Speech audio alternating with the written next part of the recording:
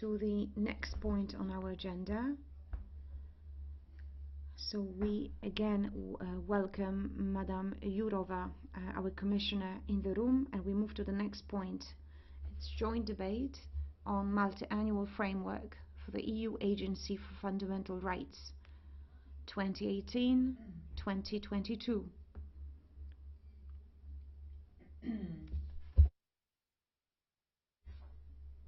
We have recommendation of Angelika MLINAR, but also Council and Commission statements on multi-annual framework for the agency.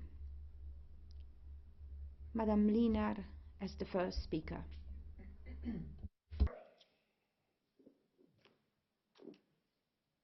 Very much, Commissioner, Council. I would like to start by expressing my sincere gratitude to the Commission, the Council and all the shadow rapporteurs for their cooperation and support during this process. As I have already expressed previously, I regret the Council decision to again not include police cooperation and judicial cooperation in criminal matters in the new multi-annual framework of the agency. This is mainly for two reasons. First, I believe from a legal point of view it is the wrong decision. Following the entry into force of the Lisbon Treaty, police cooperation and judicial cooperation in criminal matters have become part of European Union law and are therefore legally covered by the scope of the tasks of the agency. The second reason is related to the evolving reality in the field of fundamental rights. Including police cooperation and judicial cooperation in criminal matters in the multi-annual framework would better reflect the needs on the ground by giving the agency the right of initiative in these areas. Currently, the Fundamental Rights Agency can only act upon request by the institutions to provide comprehensive analysis in these areas, which are of obvious relevance to fundamental rights. A change in this direction would be a very important signal, especially given the recent and ongoing legislative developments at EU level in this field. As already mentioned, this is not the first time that the Council refuses to include these areas of competences, as suggested by the Commission in its initial proposal, and hiding its political will behind a legal argument. During the past month, we had a very constructive, open and transparent interinstitutional dialogue, and as rapporteur, I couldn't wish for a better working method. However, I would like to remind the Commission and the Council that the result achieved is not the end of the process, but actually the beginning. The Parliament tomorrow will hopefully, and I'm pretty sure that this will happen, its consent to the Council decision and will vote on a joint motion for resolution which I proposed with the support of the majority of my colleagues in this House. The goal is to strengthen the opinions expressed by the Council and the Commission in their respective written statements, which were the conditio sine qua non of the Parliament in order to give our consent. I really appreciate the will demonstrated by both institutions to improve the working procedures for the governance and the functioning of the Fundamental Rights Agency, and to clarify that the agency's competence includes also the ex-third pillar matters.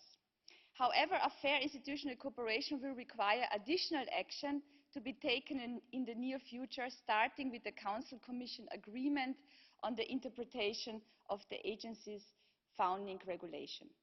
Moreover, without prejudice to its right of initiative, I warmly invite the Commission, once the external evaluation of the agency will be concluded, to present a proposal for amendments to the agency's regulation. This revision is necessary in order to improve the procedures for governance and for the functioning of the agency and align the regulation with the Lisbon Treaty. Last but not least, I would like to thank the agency for the good cooperation and to reiterate the importance of its work and its, in fact, key role in the promotion of fundamental rights across the European Union. Thank you. Thank you, Madam MLINAR. And now, on behalf of Council, our guest from Estonia, Mr. Minister Matti Maasikas. Take a floor, please. Thank you very much, Mr. Chair, honourable members, Ms. MLINAR. I'm very grateful for this opportunity to speak on behalf of the Council on the proposal for a Council decision establishing a multi-annual framework for the European Union Agency for Fundamental Rights for the years 2018-2022. Every 5 years, the Council has to adopt this multi-annual framework. It determines the thematic areas of the agency's work on the basis of the agency's founding regulation, regulation number 168/2007. This is essential to ensure the continued functioning of the agency, which makes such an important contribution to fundamental rights in the Union, a work that the Council highly values. I would like to inform you about the statement of the Council concerning the review of the multi-annual framework 2018-2022, made in December 2016 and entered into the Council minutes. I quote, "Under Article 30, paras 3 and 4 of Council Regulation number 168/2007, an independent external evaluation of the EU Agency for Fundamental Rights will be carried out in 2017. As stipulated in Article 31, para 2 of this regulation, the Commission, after having assessed the evaluation report and recommendations made on that basis by the agency's management board, may consider submitting any proposals for amendments to the regulation which it considers necessary. In this context, the Council agrees that it will consider carefully any proposals for amendments to the regulation that the Commission may decide to submit, including those pertaining to the remit of the agency to cover the areas of police cooperation and judicial cooperation in criminal matters. The Council further agrees that it will consider carefully any proposals to improve procedures for the governance and functioning of the agency." End of quote. The Council trusts that this statement will enable the Parliament to give its consent to the proposed next multi-annual framework for the Fundamental Rights Agency.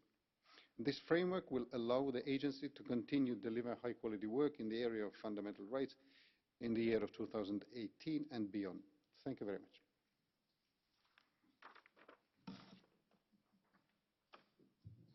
Thank you very much. I give the floor to Madam Jourová, Commissioner, please. Madam President, honourable members, first of all, I would like to thank Madam MLINAR for her constructive dialogue with all parties concerned and for proposing that the European Parliament gives its consent to the Council's draft compromise text on the agency's multi-annual framework for 2018 to 2022. Like the rapporteur, the Commission deeply regrets that the text agreed in Council excludes the thematic areas of police cooperation and judicial cooperation in criminal matters. And indeed, this is not for the first time. The Commission has always insisted on the inclusion of these thematic areas in the agency's multi-annual framework. There is no reason why the agency should not collect data on all aspects relating to the area of freedom, security and justice.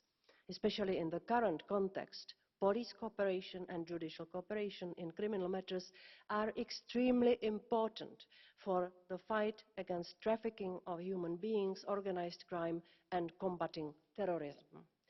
There are also sensitive areas from the point of view of fundamental rights. It is important that the agency can support through reliable and comparable data and the collection of best practices and initiatives. We cannot ignore the entry into force of the Lisbon Treaty and its consequences. The pillars have disappeared. There is only one law of the Union.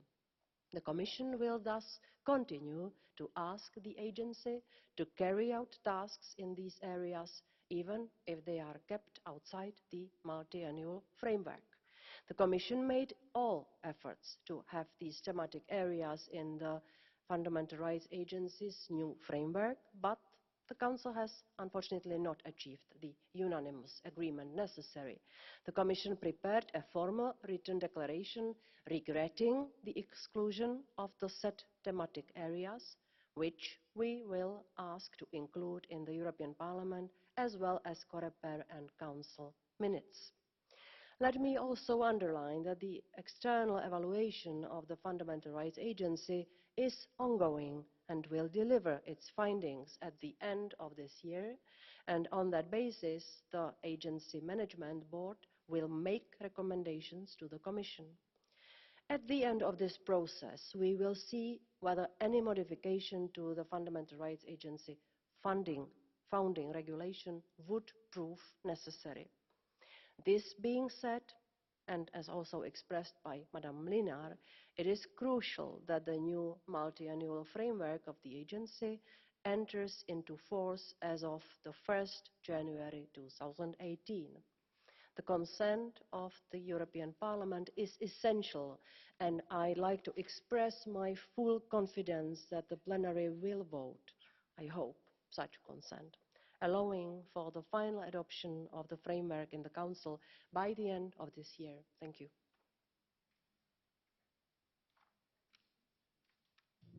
Thank you, Madam Commissioner. És most Nagy Józsefnek. And now the next speaker is József Nagy, representing the European People's Party. 1.5 minutes.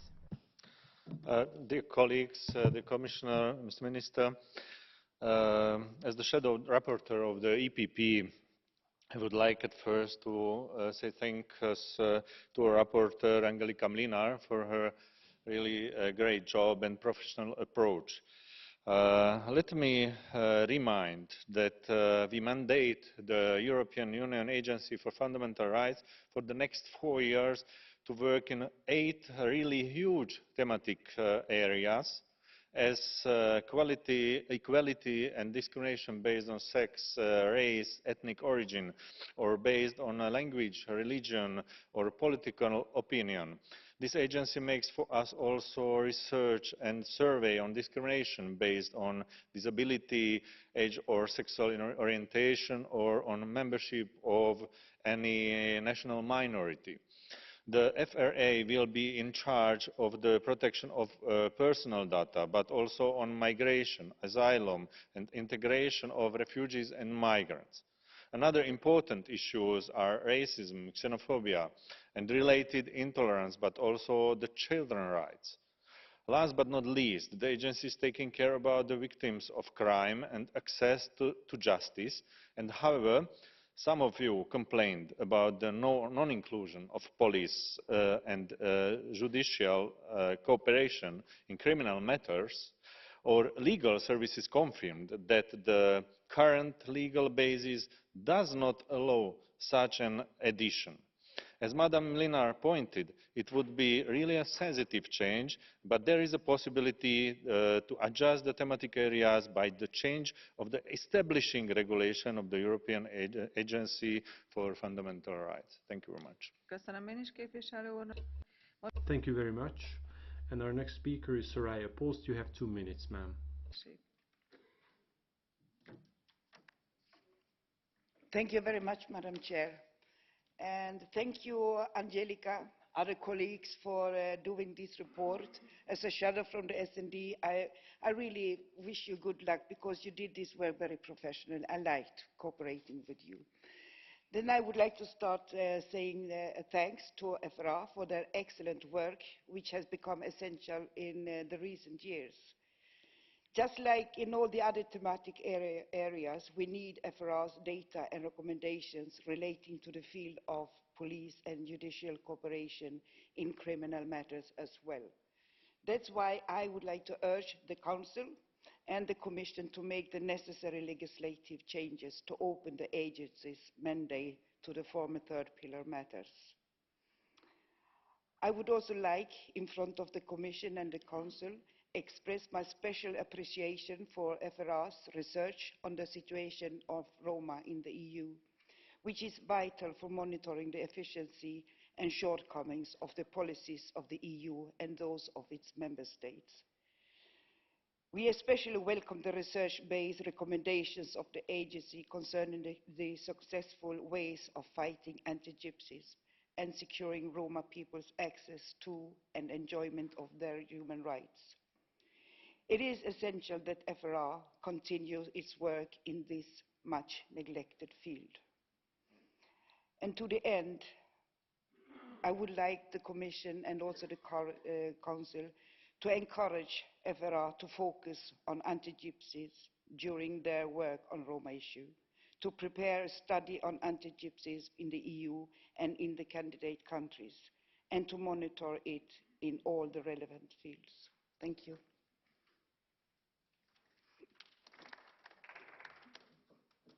Képviselő asszonynak most pedig... Thank you. The next speaker is Mr. Škripek for 1 minute. Thank you, Mrs. Chair. I think we can be proud of a union which commits to preserving the God-given gifts of life and human dignity for all of us. We should deeply value fundamental rights for all, both in our nation states and in our cooperation. The Fundamental Rights Agency has a duty to gather data on how well we are doing and to offer solutions to the institutions and member states seeking to safeguard them. They are servants of our Union. As such, we must carefully cost and evaluate the added value to be gained if new areas of competence are to be given to them or not. In the past, doubts have been raised over their methodology in surveying certain minorities, as we can read in the report on homophobia, transphobia and discrimination on grounds of sexual orientation and gender identity. Costly research was weakened by respondents being able to enter their data multiple times and without further checks. I cannot therefore support any expansion of FRA topics, and I would question whether this would be given real value for taxpayers' money. Thank you. Thank you. The next speaker is Nathalie GRIESBECK for 2 minutes.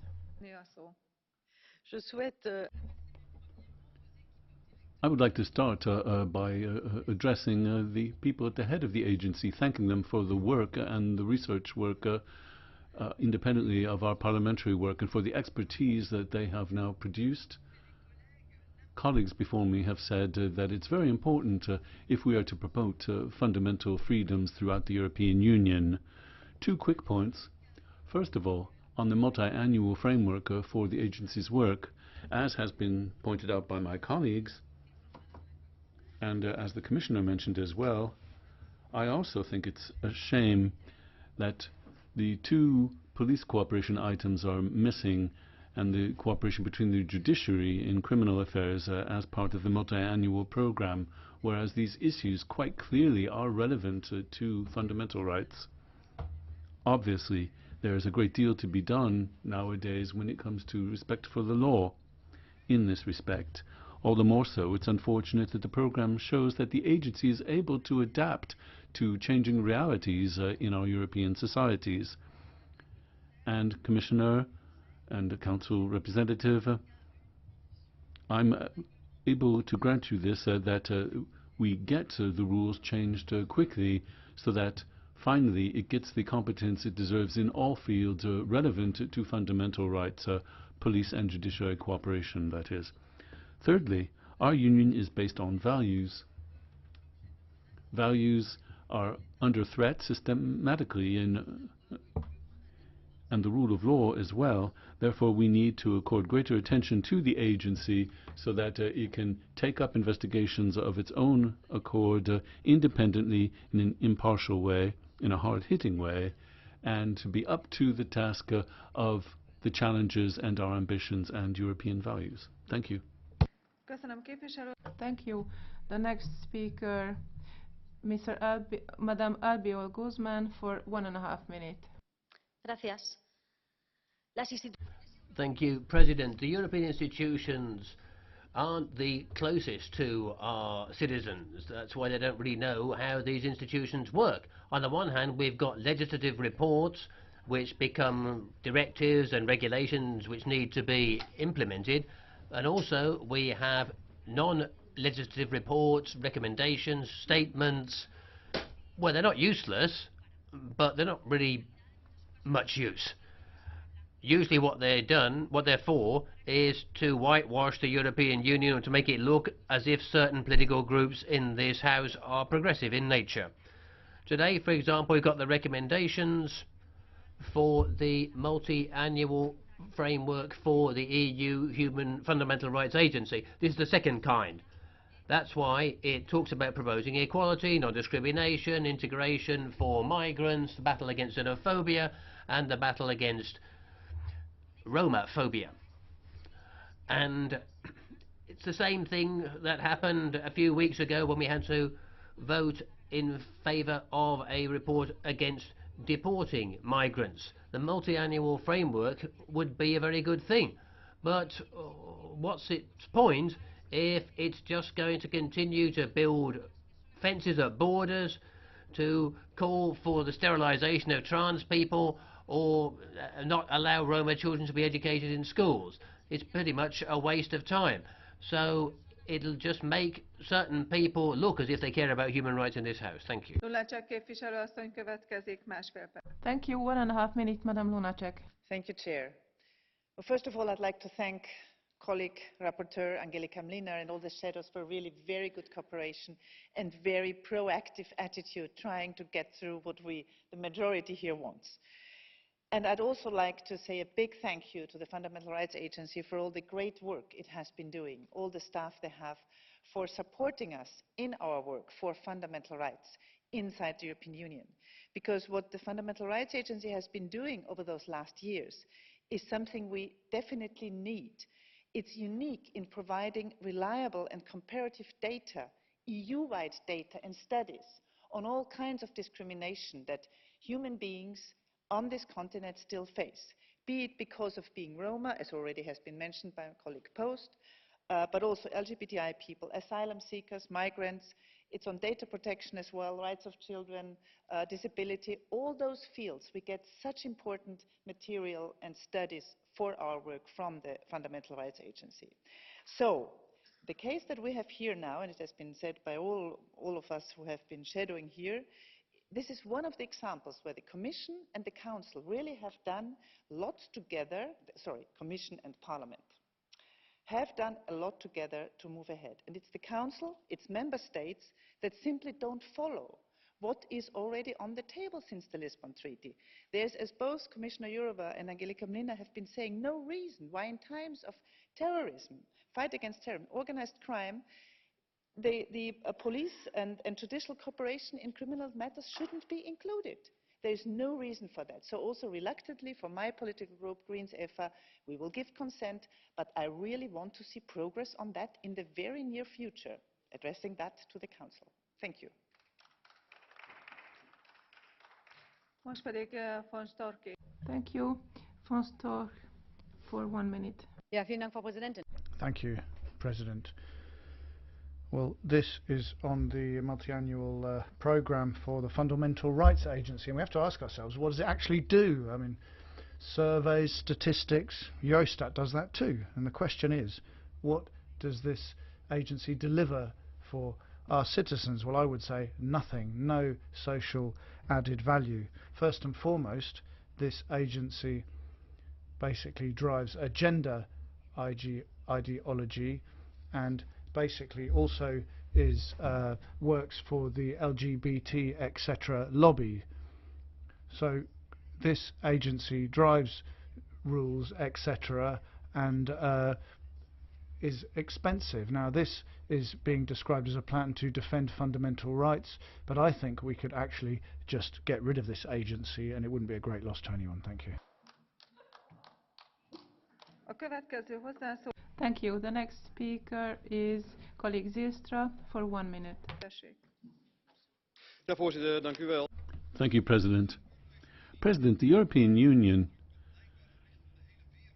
apparently is emphasizing that we have the right to pass our opinion on other countries, but migrants who do not fit in and can bring their entire families here. President, we can no longer protect our borders. In fact, our own children can no longer be protected against the daily violence of Islam that we are still importing to this day. spending money for this fundamental rights agency is worried about perpetrator profiles, Islamophobia, and the victims of Islam. But the jihadists are entitled to stay and the right to practice their Islamistic religion. But the children, of course, are the victims, but have no right to be safe. It is cowardice in our political elitism is utterly incomprehensible. Dank u wel. Voigt képviselő úr. Thank you. Mr. Voigt for 1.5 minutes. Ja, danke, Frau Präsidentin. Ich halte diesen... Thank you, President. Well, I think this is just simply whitewashing by the Council. I mean, basically this is trying to stop people seeing that discrimination is going on. Whereas in EU countries, Slovakia and Greece, for example, there are bans on political parties and people are persecuted for their beliefs. One of the largest political trials in the history of my country yesterday was shelved in Germany. There were 26 people who were being complained against. Many of them were innocent and they spent almost 2 years in prison pending investigation. There's the lawyer Horst Mahner as well, who was once a member of the Red Army fraction, and then in 2009 he was given 12 years just because of his opinions. Now there is an 81-year-old who is in prison in Germany. He's been dragged halfway around Europe and he'll spend most of his life in prison. So these politically motivated trials are evidence that these so-called values are actually nothing of the sort. In spite of resolutions and decisions, basically the point is to pretend that you care about these things. Let's be serious about fundamental rights and let's finally treat everyone equally. Thank you. Thank you. Now individual members, Mr. SÓGOR next for 1.5 minutes. Thank you very much. The Fundamental Rights Agency and its thematic areas for 2018 and 22, contrary to the Commission's original proposal, the various forms of non-discrimination are all included as laid down in Article 21 of the Charter of Fundamental Rights. Discrimination on the basis of linguistic discrimination is also here. I think this is very important, but we must also emphasize that discrimination on the basis of ethnic minority is included in the list, but the agency does not deal with ethnic minorities. For years the agency has acted as if this category had not existed in the European Union. But there are millions of people who belong to this group.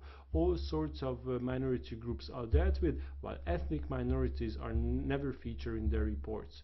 Equal treatment doesn't mean equal opportunities. Autochthonous ethnic minorities need positive discrimination to have real equal opportunities. Thank you. Thank you. And thank you very much for keeping to your time. And the next speaker is Ms. Kyenge for 1 minute. Grazie, Presidente. Thank you, Madam President. In choosing the topics for 2018 to 2022, the Fundamental Rights Agency selected continuity with what it had been dealing with before, reflecting the priorities of the European Union when it comes to fundamental rights. And this will allow it smoothly to continue its work.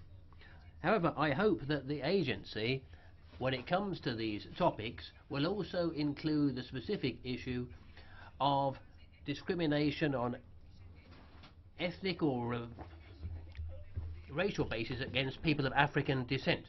It's not something that's terribly well known.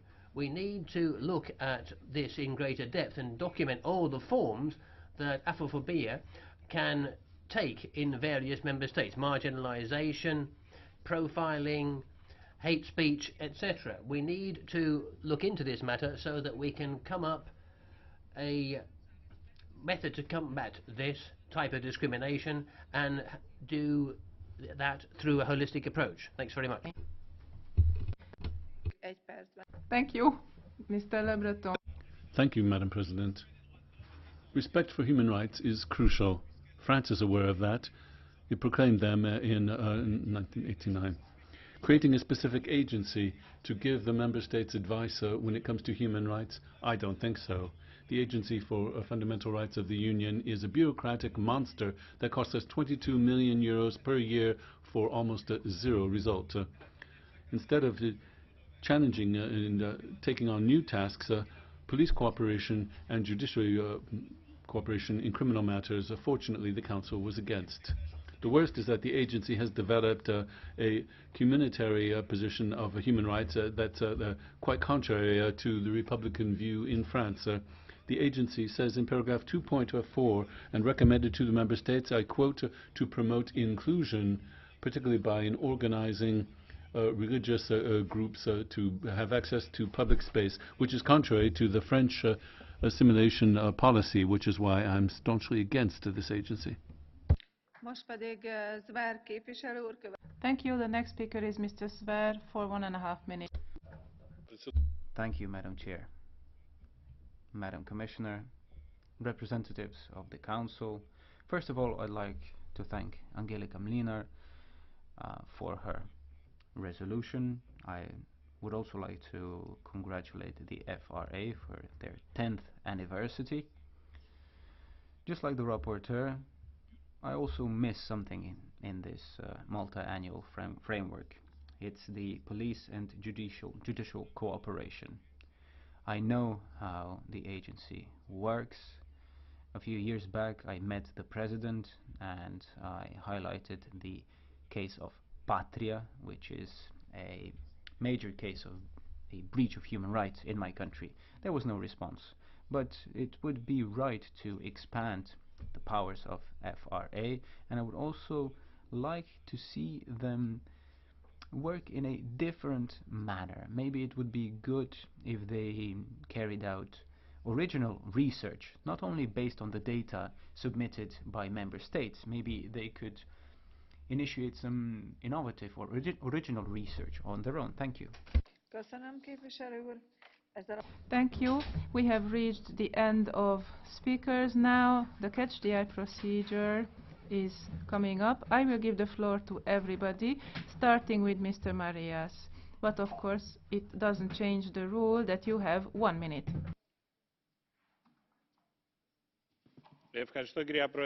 Thank you very much, Madam President. The European Union Agency for Fundamental Rights would offer special services if it looked at the violation of human rights in my country. In Greece, Troika has imposed bailout policies that have meant that millions of my compatriots are now unemployed. They have decreased wages and pensions and pillaged property, property that is now being auctioned off. Now the people of Greece are very poor because of the Troika. The Troika includes the ECB and the European Commission, and now they are violating the fundamental rights of Greek citizens.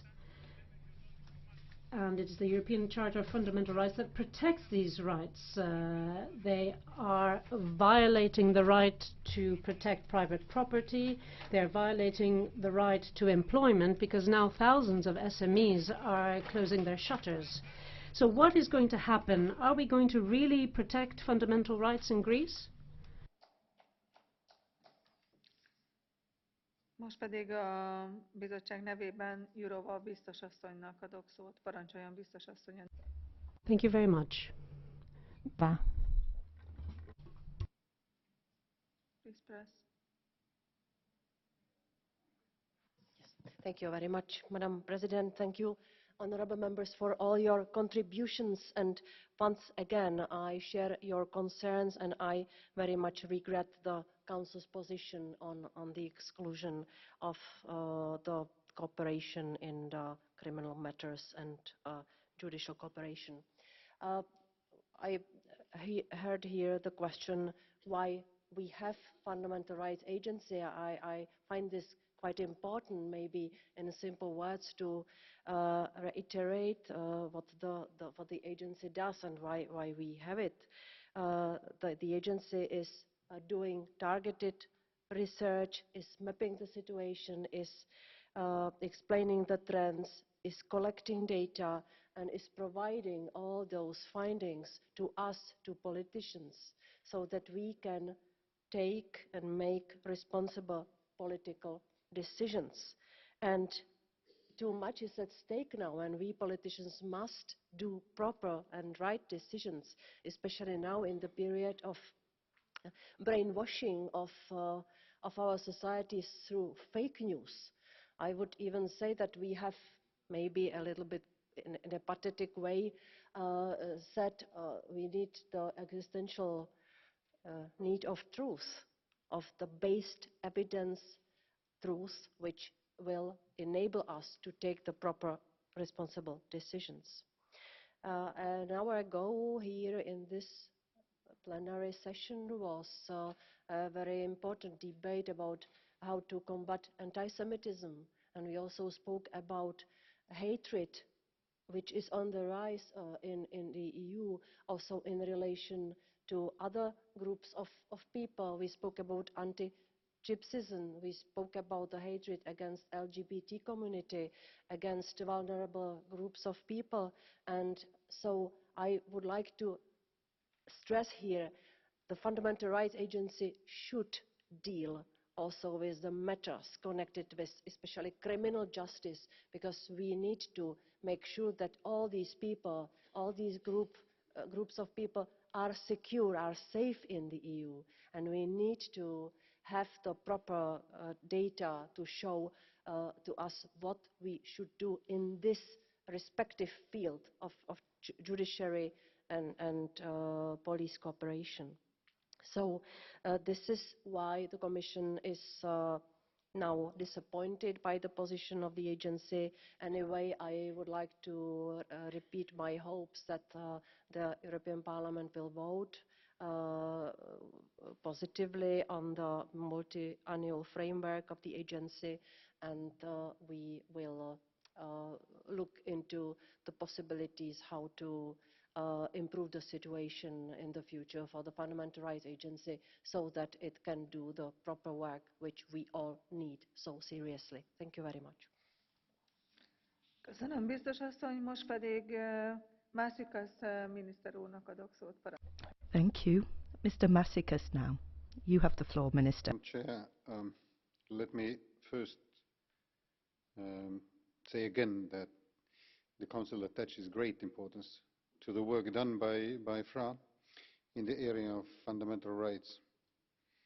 And at the same time, the Council is not convinced that the scope of FRA's task should be extended before the evaluation exercise related to this agency. The exercise that is underway already has been concluded and evaluated as highlighted by Commissioner Jourová. For the future, the Council will consider carefully any proposals for amendments to the FRA regulation that the Commission might decide to submit. And this includes the possible amendments to extend the remit of the agency also in the areas of police cooperation and judicial cooperation in criminal matters. I'm not in a position to say more at this stage. I speak on behalf of the Council and therefore on behalf of all its members. But I can assure you that the Council will follow the debate closely, and I have paid particular attention to all the valuable opinions expressed here today. Thank you very much. Köszönöm, miniszter úr, most pedig... Thank you, Minister. Mr. MLINAR, our rapporteur, now has the floor for 2 minutes. From what you all heard here, I think it is very clear that the work of the Fundamental Rights Agency is highly appreciated in this House, and we sincerely rely on all the information provided, and it is actually an agency that is not questioned in its quality, and this is something that we have to be aware of. This is a rare, how should I say, jewel that we are having. I mean, sincerely, I'm really saying this also from my point of view as a human rights lawyer, I mean, which I was in a former life or when I had a different career. And you see that you have a huge majority here represented in the House for the enlargement of the scope. I understand your position, but you can also be sure that we will not give up.